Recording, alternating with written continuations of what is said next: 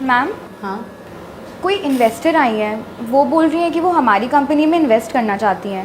क्या तुमने उन्हें बताया नहीं कि ये कंपनी लॉस में जा रही है? और अगर वो यहाँ इन्वेस्ट करेंगे तो उन्हें कोई प्रॉफिट नहीं होगा। मैम, मैंने उन्हें सब कुछ बता दिया है, वो फिर भी बोल रही हैं कि उन्हें प्रॉफिट से कोई मतलब नहीं है, वो बस ये चाहती हैं कि हमारी कंपनी चलती रहे। कमाल है। अच्छा जाओ, अंदर भेजो उन्हें, मैं बात करती हूँ। Okay ma'am.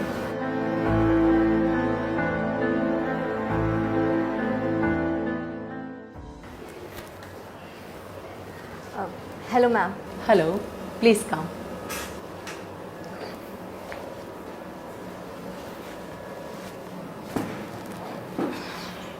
Ma'am, I think मेरे असिस्टेंट ने इस कंपनी की ग्रोथ के बारे में आपको सब कुछ बता दिया होगा, फिर आप इन्वेस्ट क्यों करना चाहती हैं यहाँ? यस मैम, क्योंकि मैं चाहती हूँ कि ये कंपनी चले।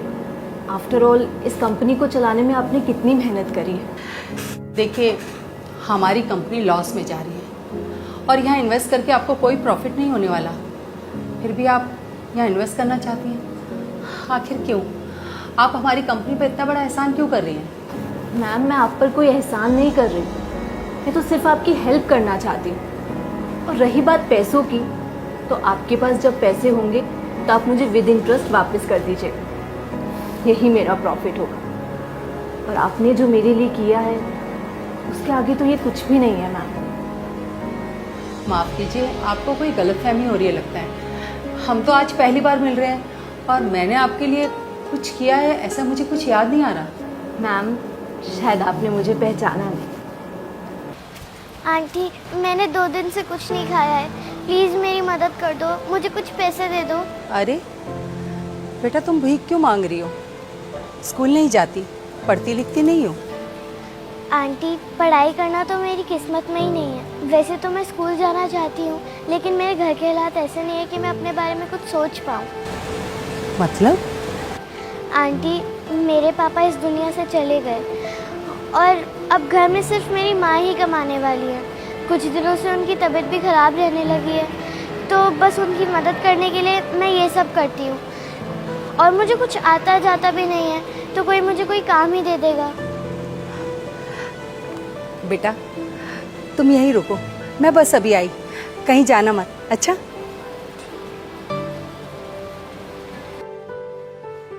ये लो बेटा।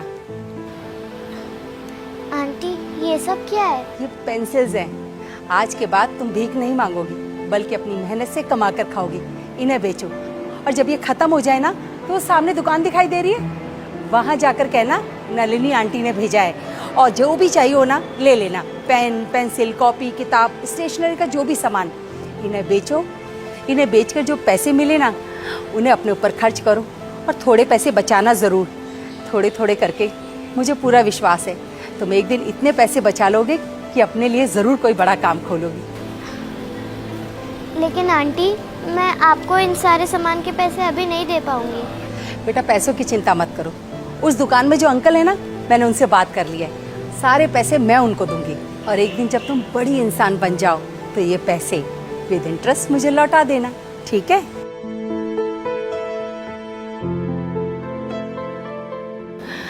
श्रद्धा, ये तुम हो? कितनी बड़ी हो गई हो, मैं तो तुम्हें पहचान ही नहीं पाई। हाँ मैम, अगर आपने उस दिन उस बच्चे की मदद नहीं की होती, उसे नई राह नहीं दिखाई होती, तो मैं उस सड़क वाली ज़िंदगी से कभी बाहर ही नहीं आ पाती मैम। आज मैं जो भी हूँ आपकी वजह से, और आपकी दी हुई इन्वेस्टमेंट से मैंने पैसे कमाए भी और बचाए भी, और उसके बाद अपनी खुद का काम शुरू किया और अपनी ज़िंदगी की एक नई शुरुआत करी। तुम्हें देखकर मुझे कितनी खुशी हो रही है, मैं तुम्हें बता नहीं सकती। सच, तुम बहुत से लोगों के लिए उदाहरण हो। मैम, मैं आज जो भी हूँ वो आपकी वजह से। अगर आप नहीं होती ना, तो आज मैं लाइफ में जहाँ पहुँची हूँ वहाँ कभी नहीं पहुँच पाती। नहीं नहीं श्रद्धा, ऐसी कोई बात नहीं है। तुम सच में बहुत काबिल हो और अपनी मेहनत से इस जगह पहुँची हो। अरे मैं तो बस एक जरिया थी तुम्हारी मदद करने का, उससे ज़्यादा कुछ नहीं। लेकिन एक बात तो बताओ, तुम्हें कैसे पता चला कि मैं तुम्हें यहाँ मिलूंगी? मैम, मैंने आपकी कंपनी का एक आर्टिकल पढ़ा था और उसमें आपकी फ़ोटो भी थी। वहीं से मुझे पता चला कि आपकी कंपनी में लॉस हो रहा है और ये कंपनी आगे नहीं चलेगी। मैंने तभी डिसाइड कर लिया मैम कि आपकी इन्वेस्टमेंट को विद इंटरेस्ट रिटर्न करने का टाइम आ गया और मैं यहाँ चली आई। Thank you so much.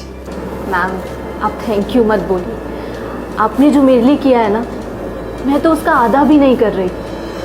आप प्लीज़ ये इन्वेस्टमेंट एक्सेप्ट करिए and thank you so much मेरी लाइफ बनाने के लिए।